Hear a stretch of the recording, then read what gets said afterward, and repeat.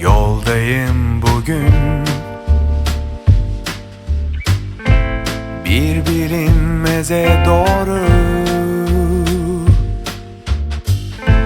Bu kez son bulur belki eksilmiş hikayeler sonraki istasyonda.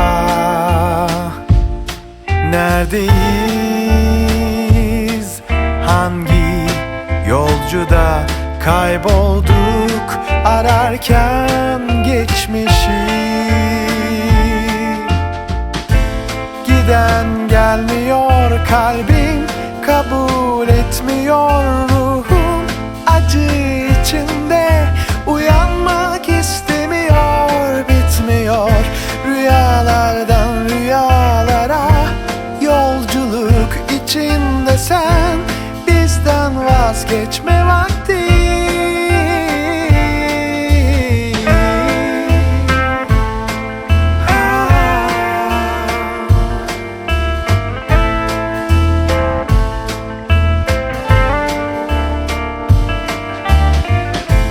Yine yoldayım bugün.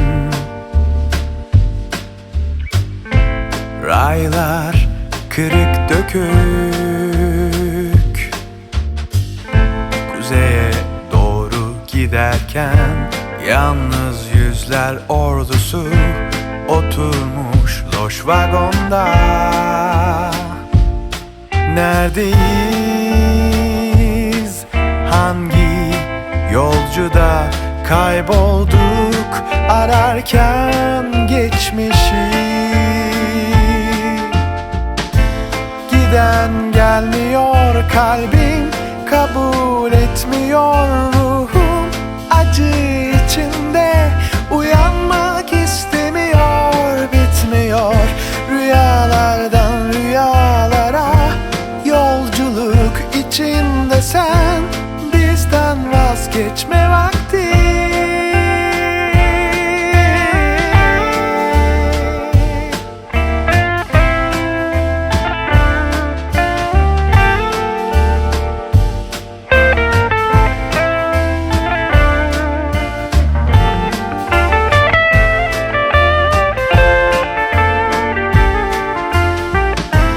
Giden gelmiyor, kalbin kabul etmiyor, ruhum acı içinde uyanmak istemiyor, bitmiyor.